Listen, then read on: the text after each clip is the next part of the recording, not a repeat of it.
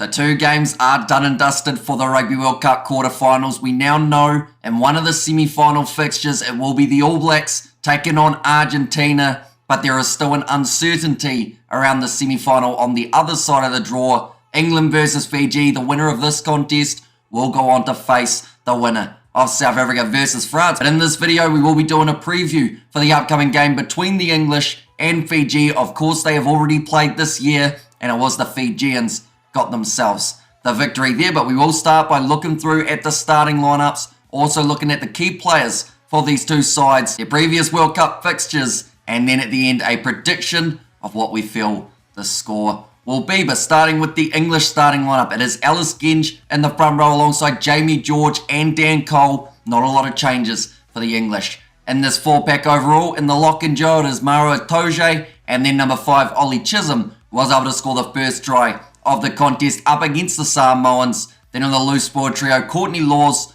Tom Curry and Ben Earl to close out their 4-pack. In the back line, Alex Mitchell at number 9 with Owen Farrell being number 10. That was probably one of the more surprising options that the English have gone with. It is a bold choice to have Farrell there rather than the informed George Ford, who instead finds himself coming off the bench. Out on the left wing, it is Elliot Daly. In the midfield, Manu Tuolangi and also Joe Marchant. Now, I believe that is the best decision that England could have made when it comes to that midfield combo. They can't afford to have Ford and Farrell on the field at the same time, making that switch going to work very nicely for them. Number 14, Johnny May, and then number 15 to close out the starting side.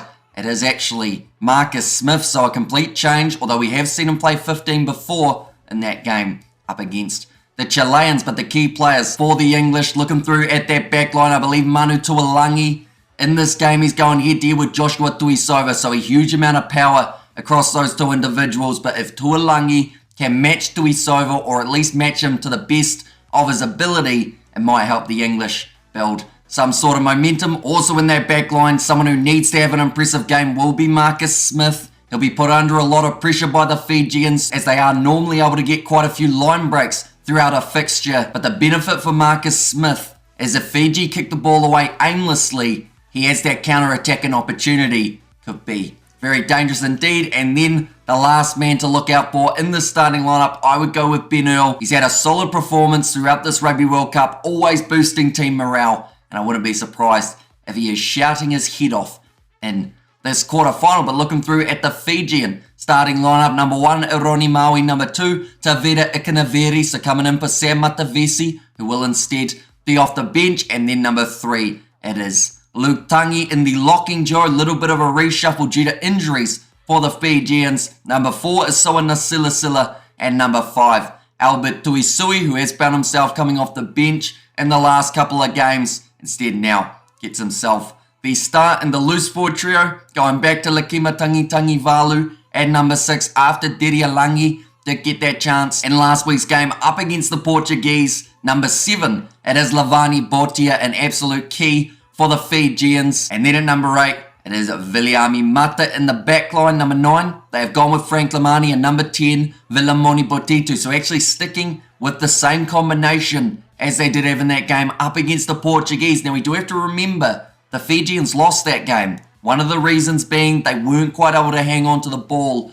but also at times that ball just didn't quite get out the back line as quickly as it should have. Number 11, it is back to Semi Radradra after resting for the last contest in the midfield combo. Joshua Tuisova at number 12, and number 13, Waisia Nayatalevu. Then out on the right wing, Vinaya Habosi, so switching from the left to the right. And then number 15 to close out the starting lineup. He didn't play last week. They rested him for this game. It is Eliza Druasisi. So the key players for the Fijians, I've already mentioned one, Lavani Botia. The way he's able to win turnovers for his side, he's a formidable threat in their loose forward trio, and when he gets into the breakdown, more times than not, he's walking away with either the ball or the penalty in his favour. In the back line, Semi Radradra, the fact that we didn't see him last week, I think made people miss him even more. And now that he's going to be back for this game, he does play up against quite a few of these English players in the Gallagher Premiership, playing for the Bristol Bears. He'll know a little bit of insider knowledge about a few of them.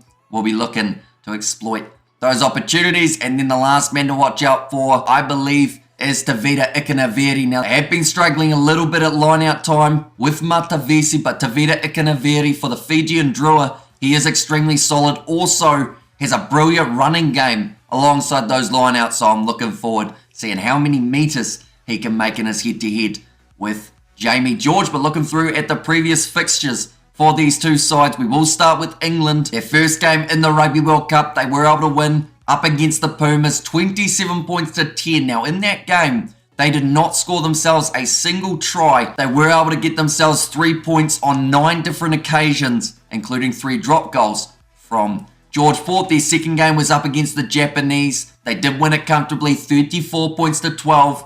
Then their next game up against the Chileans, winning at 71 points to 0. That was actually the game, like I mentioned, that Marcus Smith slotted in to the fullback jersey. And then their last game, it was last week. It was a tough contest, but they were able to win it up against the Samoans, 18 points to 17. So they have had a few one-sided affairs throughout this Rugby World Cup, but their last game up against the Samoans, it would have given them a little bit of a taste of what it's like to face these Pacific Island sides. They bring a lot of physicality. They bring that fast-paced running rugby, and that is exactly what England will want to try and shut down in this contest up against the Fijians. But for Fiji, they started off their Rugby World Cup campaign with a loss to Wales, 32 points to 26. But because they were able to get themselves 2 losing bonus points in that fixture, in the end, that was actually the difference between the Fijians making it through the quarterfinals or the Australians possibly sneaking through. In their next game up against the Australians, they were able to win it 22 points to 15. So a nice win there and a confidence builder for the Fijians. Then their next game up against the Georgians, it was a narrow victory, but a victory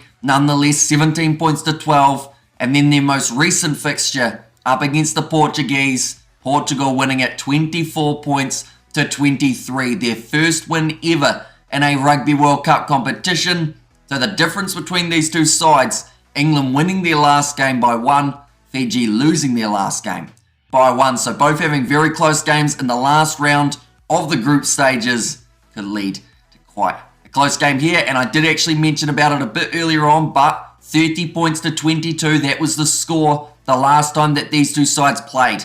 And that was actually in a Rugby World Cup warm-up game. Fiji playing extremely well in that contest. Celestino Ravatamanda was one of the standouts, although he will not be playing in this game for Fiji, instead opting for Kuravoli or Sefumasi, as well as Soreli Mawala coming off the bench. And Mawala, after his last performance, had to be somewhere in that 23, having almost 200 running meters. But now we are up to that stage of the video where we try our best to predict who will be getting themselves the victory.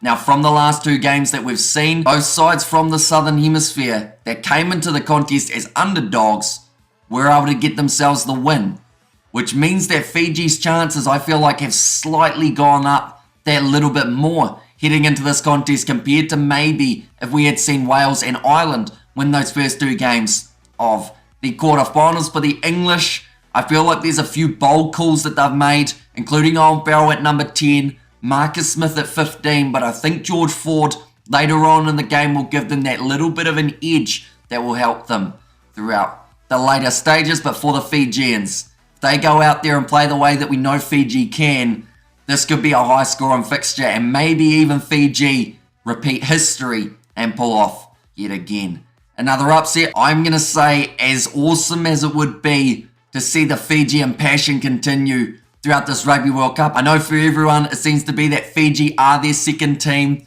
as they just play with a lot of passion, a huge amount of heart, and they are very entertaining side to watch. But I am going to say England sneak it in the end. I think it's going to be a relatively close game, but I am saying England to win it 29 points to 25.